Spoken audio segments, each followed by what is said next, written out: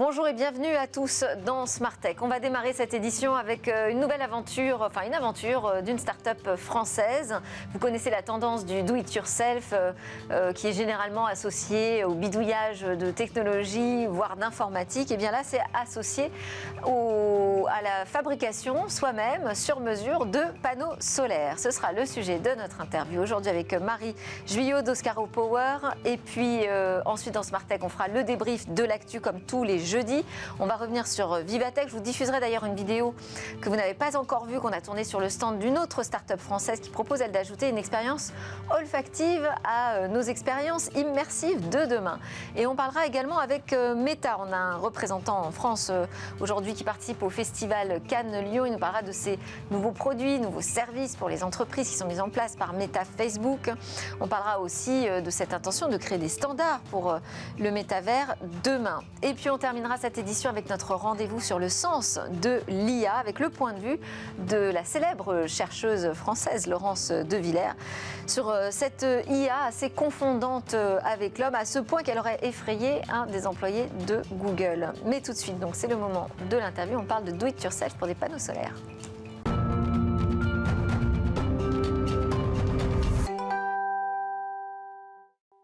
Alors, on connaît depuis quelques années maintenant Oscaro, le vendeur de pièces détachées pour les voitures. On connaît peut-être moins ce même modèle qui est appliqué aux panneaux solaires. Bonjour Marie Juillot. Bonjour. Merci d'être avec nous. Vous êtes la directrice générale de cette entreprise qui s'appelle Oscaro Power. Est-ce que c'est vraiment transposable, la solution de pièces détachées voitures, solution de pièces détachées pour les panneaux solaires? On peut faire exactement la même chose, le même modèle?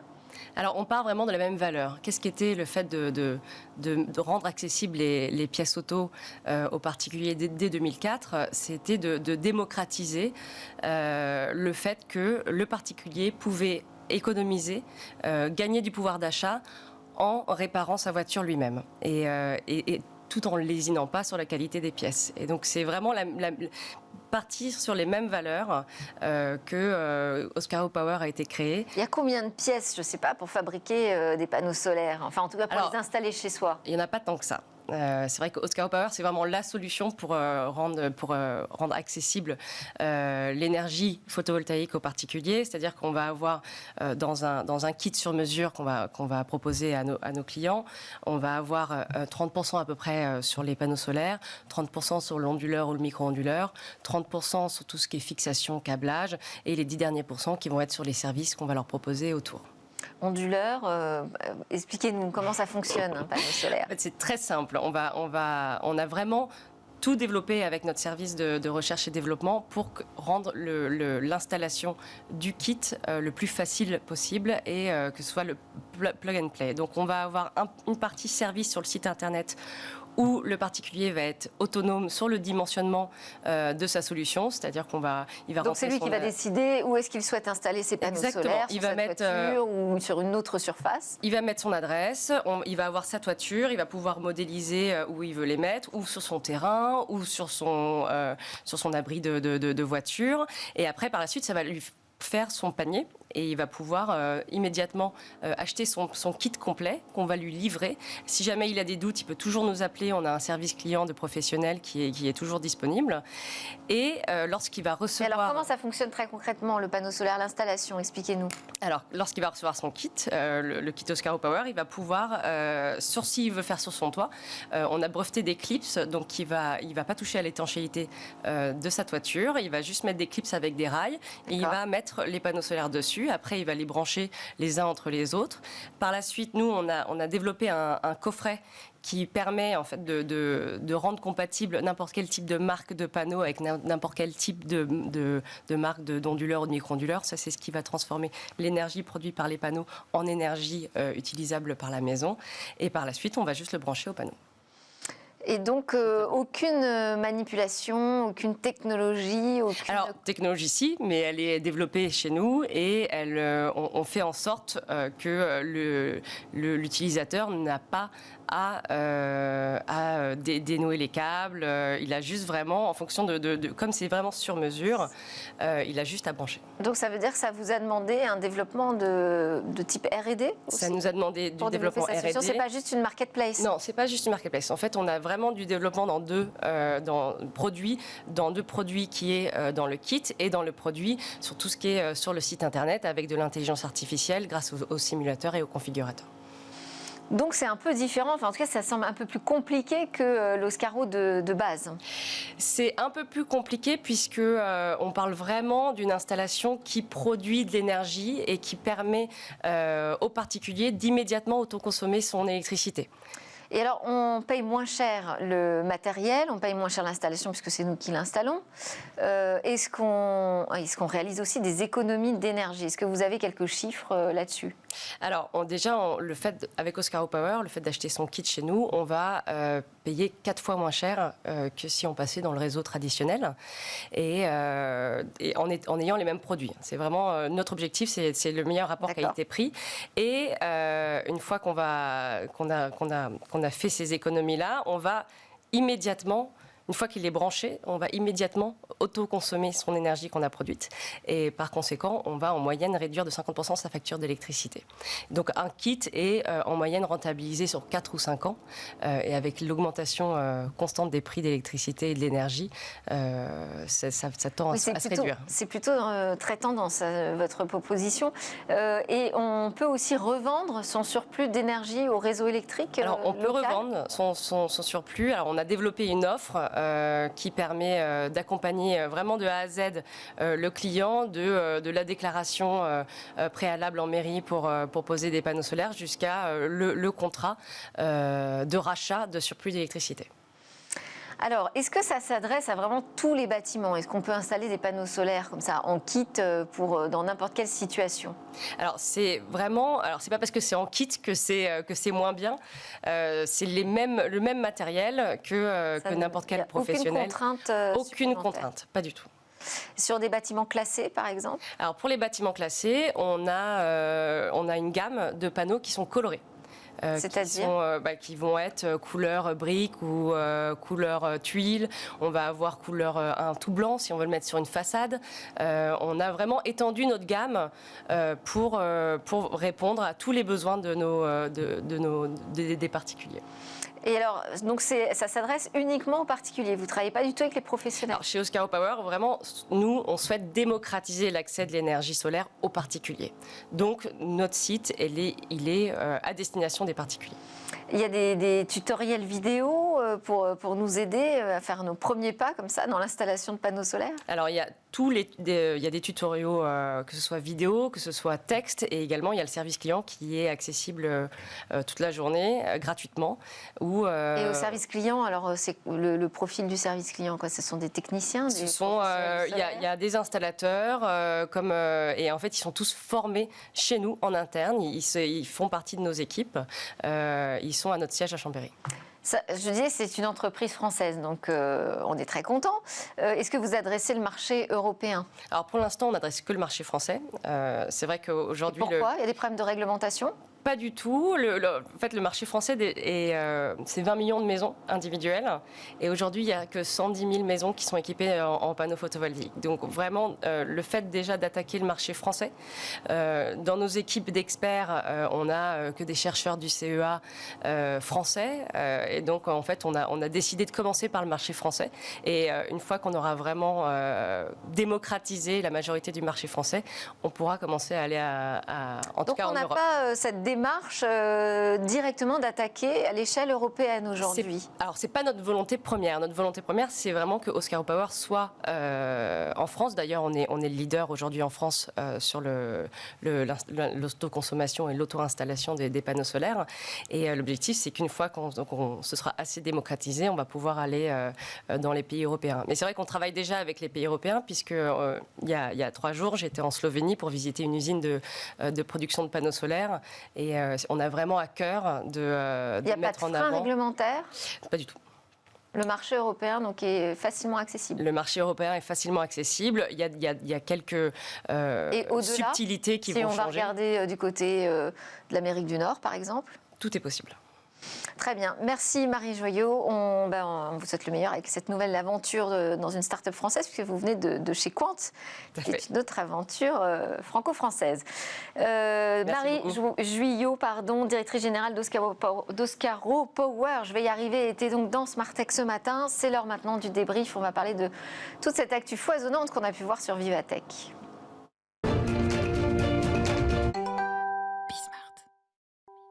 Alors c'est parti pour le débrief aujourd'hui avec Alain Staron à mes côtés en plateau, président d'Artifil.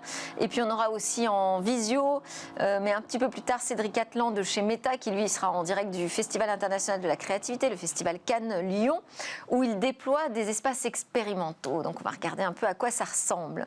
Mais d'abord on va revenir ensemble, Alain, sur Vivatech, salon que vous avez également suivi. J'y étais même avec une présentation de notre start-up.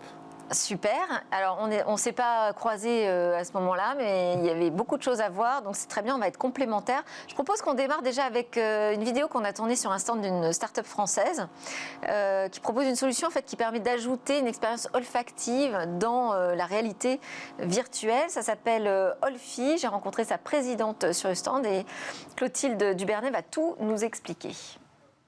Alors pour ce Smart Tech spécial Vivatech, on s'est aussi arrêté dans un stand qui va nous parler de réalité virtuelle, mais encore d'une façon différente. Ça va être plus le travail autour de nos sens et nos sens olfactifs. On est chez Olfi, donc start-up des Pays de la Loire. Vous êtes à Laval, installé à Laval, et je suis avec Clotilde Dubernay, vous êtes la présidente d'Olfi. Tout votre travail réside dans ces boîtiers qui équipent un casque de réalité virtuelle, c'est ça? Tout à fait. Donc bonjour, enchantée. Donc j'ai créé la société Olfi qui développe cet outil. C'est une solution qui permet en fait d'ajouter la dimension olfactive aux expériences de réalité virtuelle. Ça marche en fait avec ce système qu'on vient adapter sur les casques. On peut vraiment s'adapter à tout type de casque de réalité virtuelle qui existe. Là, c'est un prototype pour l'instant. Aujourd'hui, c'est un prototype qu'on Parce que ça ne semble pas très bien intégré. Voilà. J'imagine que demain, ce sera davantage intégré dans le casque. Donc déjà, on aura évidemment une solution plus aboutie. Aujourd'hui, en fait, on est sur une solution en deux parties. Une partie qui va piloter toute la partie diffusion. Donc, on a un système autonome sur batterie qui fonctionne avec du Wi-Fi ou du Bluetooth, vraiment en fonction du besoin. Elle est où la batterie là? Elle est là-dedans. Elle est là.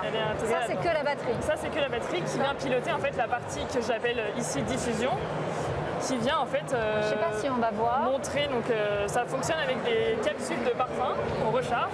Donc là, on peut recharger soi-même. C'est vraiment des petits flacons de parfum qu'on vient positionner à des endroits définis pour la diffusion. Ah, parce que selon je pose mon parfum ici ou là, c'est pas la même chose. Non, vous avez en fait 5 possibilités de mettre des parfums, donc 5 parfums différents que vous allez pouvoir sentir lors de votre expérience de réalité virtuelle. Et comment je les active alors? Et comment on les active? Donc ça, cette activation, elle se fait grâce à l'expérience de réalité virtuelle que vous visualisez dans le casque. Donc en fait, c'est l'application qui va contrôler et qui sait en temps réel si vous êtes par exemple dans un champ de lavande. Vous êtes dans un champ de lavande, ok, donc j'active l'odeur lavande qui est présente dans le dispositif. Et la communication entre mon environnement virtuel et le déclenchement du dispositif, ça se fait par quoi? Par un algorithme, voilà, un logiciel qui permet justement de communiquer et d'envoyer en fait des requêtes, et justement de faire ces demandes et de faire cette diffusion. C'est quoi? C'est du Bluetooth? Alors vous pouvez soit choisir en Bluetooth, soit en Wi-Fi. Ça peut vraiment les deux fonctionnent très bien. D'accord. Et là vous avez déjà un partenariat avec un fournisseur de casques, un fabricant de casques, pardon? Alors pour l'instant non, parce qu'on essaye vraiment de développer le produit dans un premier temps pour qu'il s'adapte sur un maximum de casques. En fait aujourd'hui la problématique des fabricants de casques, ça va plutôt être de travailler sur leurs solutions, de les rendre les plus autonomes possibles, les plus performants possibles et aussi miniatures. Donc eux, ils ont vraiment et moins cher aussi, effectivement. Donc ils ont vraiment des objectifs très précis. Et donc quand ils auront atteint ça, là ça pourrait être intéressant de trouver une collaboration. Mais ça veut dire que vous positionnez vraiment très en amont de la. Voilà, c'est ça. Ça me permet en fait de me développer, de faire étape par étape, de tester, d'avoir des retours et d'affiner en fait en fonction des retours du terrain.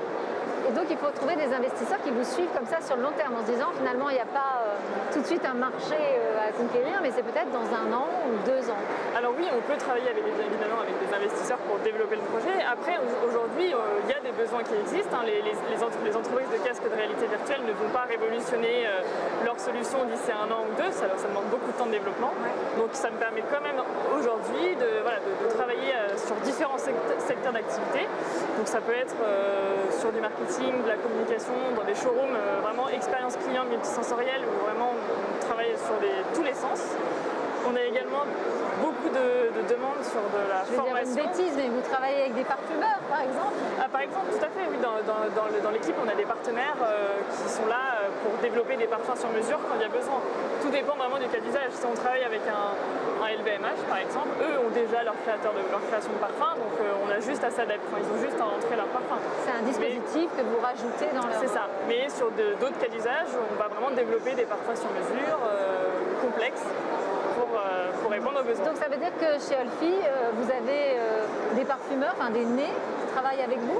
Alors ils ne sont pas directement dans la société, mais on a des partenariats tout à fait avec des nez, des ingénieurs chimistes également qui sont capables, c'est très complémentaire, de créer vraiment toutes les odeurs qu'on veut en fait. Et c'est un dispositif qui est plus simple à embarquer qu'une combinaison, créer des interfaces haptiques finalement. Est-ce que c'est pas la première chose évidente? Tout à fait.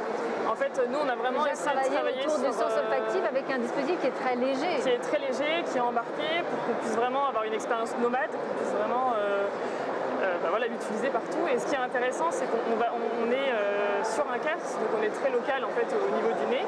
Et donc ça permet de travailler sur des petites quantités de parfums, de ne pas avoir de soucis de rémanence d'odeur dans l'air, ce qu'on peut souvent trouver quand on travaille sur des gros volumes. Donc voilà, ça a beaucoup d'avantages finalement. Et alors il est diffusé où le parfum? Ça sort par... Eh bien ça sort par en dessous. Donc c'est vraiment...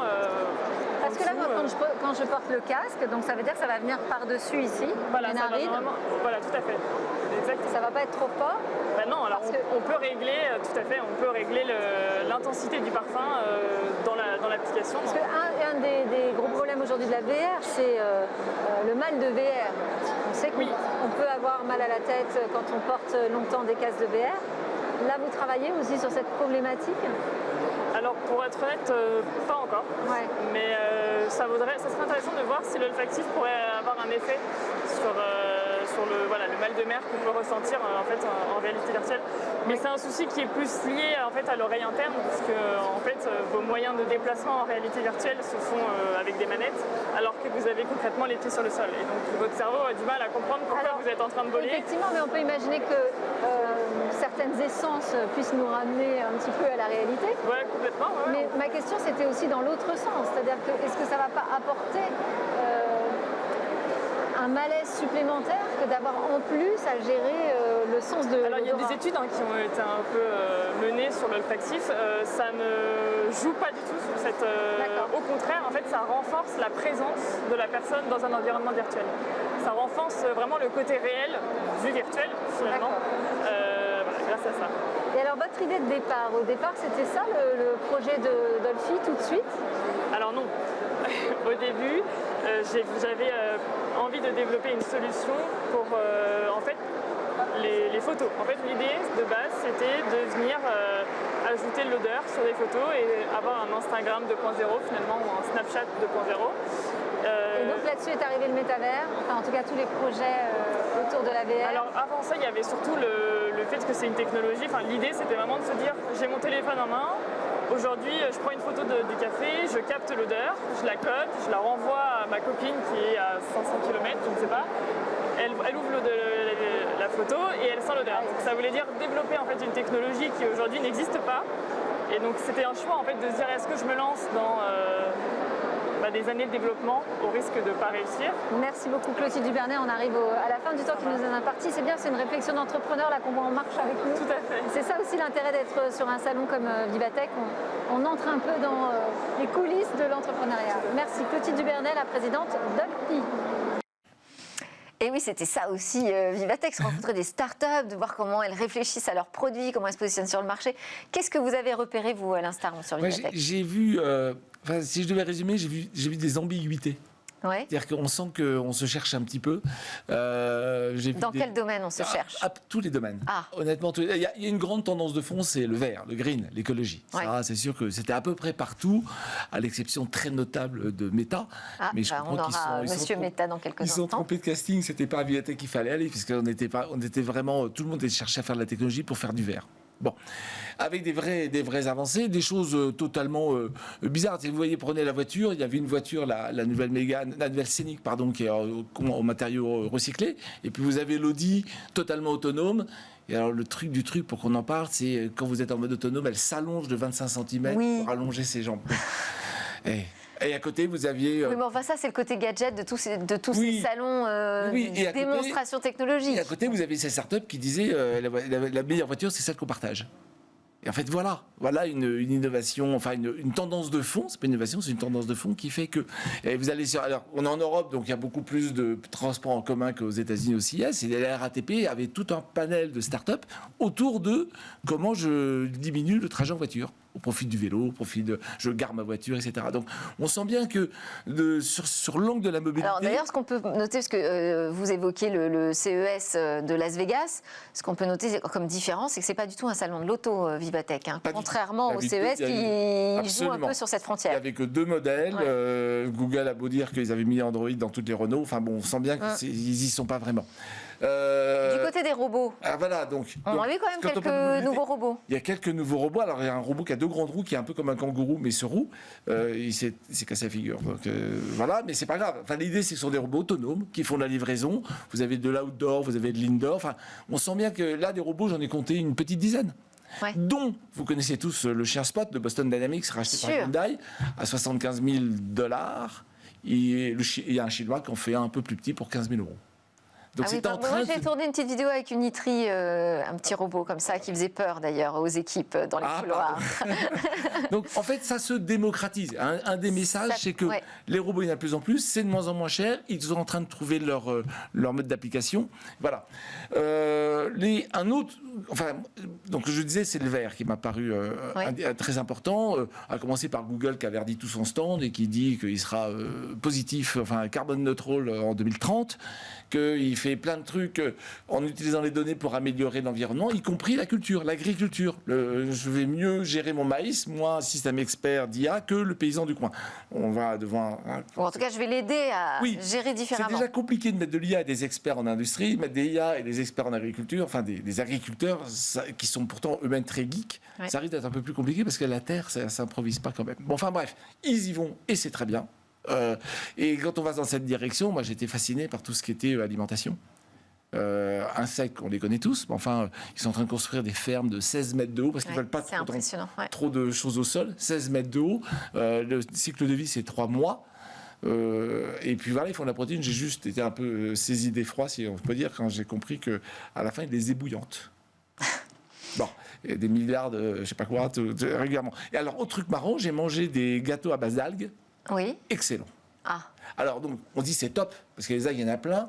Le petit bémol, c'est que l'algue en question, elle ne pousse que dans un seul lac aux États-Unis, dont les peaux rouges avaient vu que les aigles plongeaient dedans pour aller la ramasser. Enfin bref, c'est un peu un mythe. Vous en racontez toute l'histoire. Oui. Mais le truc, c'est que pour la faire repousser, il met des grands tuyaux. En fait, c'est donc une culture artificielle d'algues, alors que Dieu sait si l'algue, il y en a sur Terre. Ah, nous, on a goûté des gâteaux imprimés en 3D.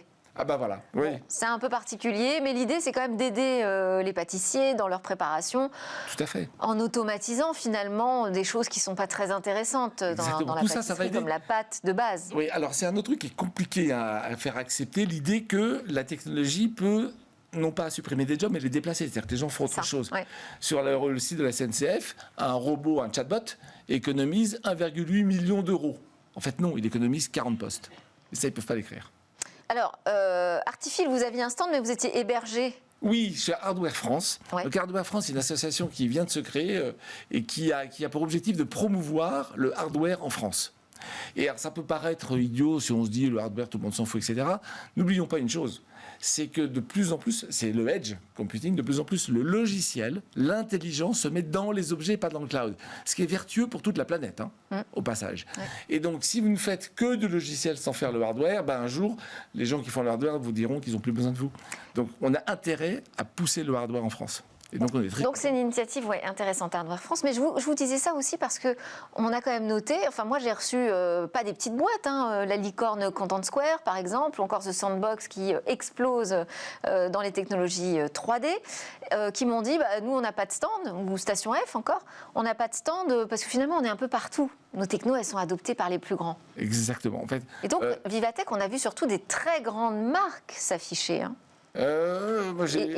Le secteur de la tech était davantage caché dans les moteurs. En fait, dans les moteurs ou des grandes marques qui avaient toutes leurs petits plots de petites startups autour. Donc, en fait, effectivement, la grande marque a un grand pavillon, mais derrière les startups, c'est toutes des startups de tech. Toutes. Parlez des startups, moi je vous parle des technos. Quand je vous parle de Content Square, de The Sandbox. Eux, non, c'est pas leur sujet. Ils sont déjà. En fait, ils m'ont dit, mais nous, on est déjà dans les grandes marques. Donc, en fait, on est présent sur Vivatech sans l'être. Exactement. Ils n'ont pas forcément besoin d'aller jusque-là. À propos de grandes marques, moi, je comprends juste pas que dans un Vivatech qui est de plus en plus vert, on n'a pas vu Veolia Suez. Oui. Bizarre quand même. Il y avait des gens qui faisaient de la production d'eau potable. On a déjà vu ça aux US, donc des caisses qui font de la production d'eau potable sans besoin de réseau. Il y avait des gens qui font du recyclage de la nourriture pour faire des ingrédients cosmétiques. D'autres qui font du recyclage de la coquille d'œuf pour votre chat. J'ai trouvé ça et ça n'a pas l'air d'être simple. Mais enfin, ils y arrivent. Et j'ai même vu des gens qui font du recyclage de votre urine pour l'agriculture. Alors, on va être connecté avec un autre salon. Donc, c'est le Cannes Lyon. C'est un festival de la créativité où on y trouve à peu près tout ce qui se fait dans l'industrie de la pub, surtout. On est connecté avec Cédric Atlan. Bonjour. Vous êtes le directeur du Creative Shop chez Meta. Merci d'être connecté avec nous. Alors, je sais que vous êtes très occupé par ce salon. Je voulais vous faire réagir déjà à deux petites actualités quand même intéressantes autour de Meta. Il y a une annonce déjà d'une nouvelle académie du métavers qui va se lancer en France avec le réseau d'écoles gratuites Simplon dès la rentrée 2022. Donc ça va être accessible à vraiment un large public, puisque c'est gratuit, mais c'est aussi accessible sans diplôme. Il y a 3 à 6 mois de formation intensive individuelle et ensuite on part en alternance en entreprise. C'est quoi l'objectif de Meta avec cette initiative en France? C'est pas pour de futurs collaborateurs de Meta, j'imagine que vous faites ça. Oui, tout d'abord, bonjour. Effectivement, on a annoncé en octobre 2021, pour nous, qu'on considère comme la prochaine révolution d'Internet. On a connu une première révolution avec l'Internet fixe, on est passé ensuite au mobile, et nous, on a la conviction que la prochaine révolution, c'est le métavers. Et oui. Et là, on n'y est pas encore dans le métavers, malheureusement. Internet n'est pas encore complètement arrivé, vous m'entendez? Ok, non, je vous entends très bien. Désolé pour ce problème technique. Donc, ce que je disais, nous, notre conviction, c'est la prochaine révolution, c'est ce métavers. Donc, ce métavers, c'est quoi? C'est un ensemble d'espaces virtuels interconnectés. Vous allez pouvoir vivre des expériences avec des gens qui ne sont pas forcément physiquement avec vous. Donc ça, on est extrêmement enthousiaste à cette idée de construire ce métavers. Mais comme on l'a dit, on ne va pas le faire tout seul. Il est important de le construire tous ensemble. Avec nos partenaires, avec des marques, avec des entreprises. Et ça va apporter des nouveaux métiers de demain. Donc c'est aussi pour ça ce que vous évoquez est important, ça va créer de nouveaux métiers. Donc on a lancé la semaine dernière, et ça va être ouvert à partir de la rentrée 2022, la première université du métavers. On s'associe avec Simplon. Simplon, c'est vraiment l'organisme de référence pour tout ce qui est formation numérique gratuite et inclusive. Et on est parti finalement tout d'abord des tensions qu'il y a aujourd'hui. Donc Pôle emploi a identifié 2 tensions principales en termes de métiers. Les développeurs XR. Donc un développeur XR, c'est quoi? Le XR, c'est l'ensemble de la réalité étendue. C'est réalité augmentée, réalité virtuelle, réalité mixte. Donc pour construire ce métavers, pour construire ces idées de demain, on aura besoin de développeurs. Ça, c'est le premier métier. Deuxième métier, c'est des agents pour vraiment techniques pour supporter tout ça. Donc ça, c'est les 2 premiers métiers. Alors, parce que Cédric Atlan, on n'a quand même pas énormément de temps ensemble. En plus, je sais que vous avez une petite contrainte horaire. On va aller plus loin dans la manière dont vous le concevez, ce métavers. Il y a aussi l'autre actualité. C'est une union avec d'autres géants du numérique pour construire les standards de demain dans ce métavers. Mais qu'est-ce que vous présentez comme expérience, là, nouvelle, comme service qui présume un peu de demain sur ce festival Cannes Lyon? Un festival de Cannes, c'est avant tout un festival extrêmement important pour la créativité. C'est probablement le festival le plus influent pour la communication et pour la publicité. Donc c'est avant tout pour ça pour lequel on est là. On est là pour reconnecter avec nos partenaires, avec les agences de création. Et ce qu'on présente tout d'abord, on est partenaire officiel du Métavers pour le festival des Lions et on a un lieu physique d'expérience. Donc ce qu'on présente, c'est tout d'abord de vivre ces expériences. Parce que tous ces thèmes-là, il faut les vivre. Donc on a une présence physique. Je vous donne un exemple. Reels, qui est aujourd'hui en explosion sur Instagram. On a 20% des gens qui utilisent Reels. Il faut le vivre. Donc on a créé un super studio avec un artiste qui s'appelle Felipe Pantone et vous allez rentrer dans l'univers de Felipe Pantone. Vous allez construire votre propre reel à la fois avec Instagram et avec des filtres AR. On a créé un énorme pavillon Horizon World. Horizon World, c'est notre produit aujourd'hui de réalité virtuelle pour que les gens, finalement, pour comprendre ce métavers de demain, c'est d'abord de le vivre aujourd'hui. Et ce qui est possible aujourd'hui, c'est Horizon World. Donc, vous allez mettre votre casque Oculus Quest et vous allez aller sur une plage, vous allez jouer au basket, vous allez rencontrer des gens. Et on a des annonces, des choses qu'on a pu construire avec les marques. Donc, on a annoncé hier les 2 projets, un projet avec Mini dans Horizon World, un projet avec la marque Fender, la marque historique et la marque symbolique de tous les guitaristes, qui seront un des premiers à rentrer dans cet univers d'Horizon World. Merci beaucoup Cédric Atlan, on n'a pas le temps d'en dire davantage. Bon, alors si on veut voir à quoi ça ressemble, il faut se précipiter parce que le salon s'arrête demain, vendredi.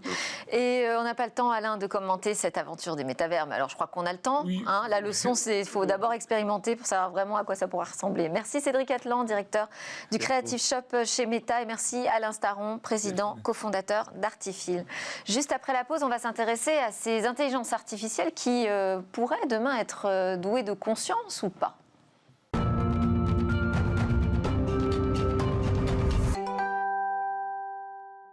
Vous êtes bien de retour sur le plateau de Smart Tech. Ici, on parle de l'innovation. On interroge aussi cette nouvelle société du numérique. Et là, c'est le moment de parler du sens de l'IA, de l'intelligence artificielle, avec Laurence de Villers, professeure en IA au CNRS. Bonjour Laurence de Villers, merci beaucoup. Bonjour Delphine. De nous retrouver régulièrement sur le plateau de Smart Tech. Aujourd'hui, moi, je voulais vous entendre avoir votre point de vue sur ce qui fait l'actualité en ce moment dans le domaine de l'IA. C'est cet ingénieur américain chez Google qui s'est inquiété, s'est effrayé presque de trouver des signes de début de conscience chez une intelligence artificielle qu'il était censé surveiller, voir si elle ne développait pas des biais spécifiques. Cette IA, elle s'appelle la MDA, si je le dis en français.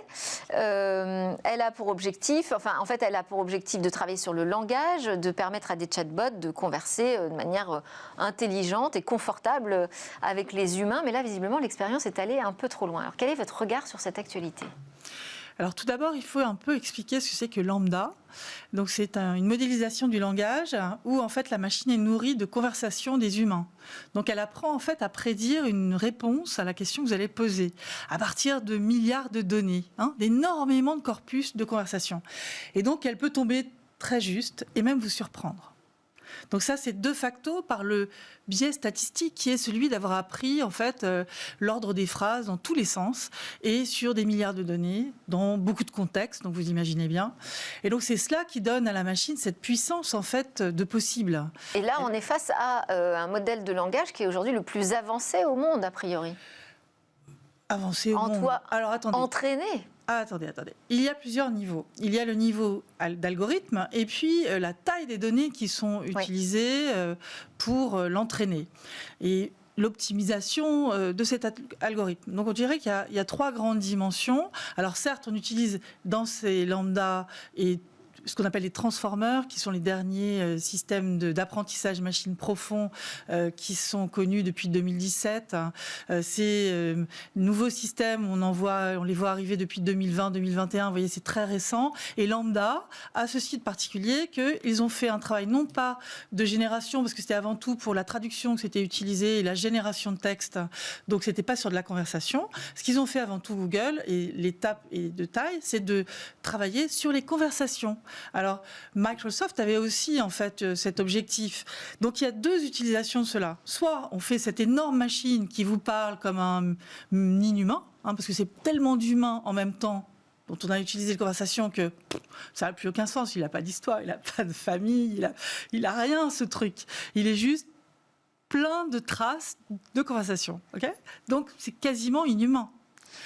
Et l'autre utilisation, c'est de personnaliser la machine. Donc là, on va dire, je vais représenter quelqu'un. Donc je prends toutes les données de Delphine, par exemple, et je fais parler une machine avec toutes ces données-là, donc toutes les conversations que vous pouvez avoir avec tous les interviews que vous menez qui sont enregistrées, et puis on va simuler Delphine grâce à une machine. Alors peut-être que la machine sera meilleure que vous dans certaines situations purement statistiquement, peut-être que dans d'autres cas, elle n'aura absolument pas l'intuition de ce qu'il faut dire à ce moment-là, parce qu'elle n'est pas du tout humaine, qu'elle n'a pas cette appétence, ces habitudes, cette façon de vivre entre nous.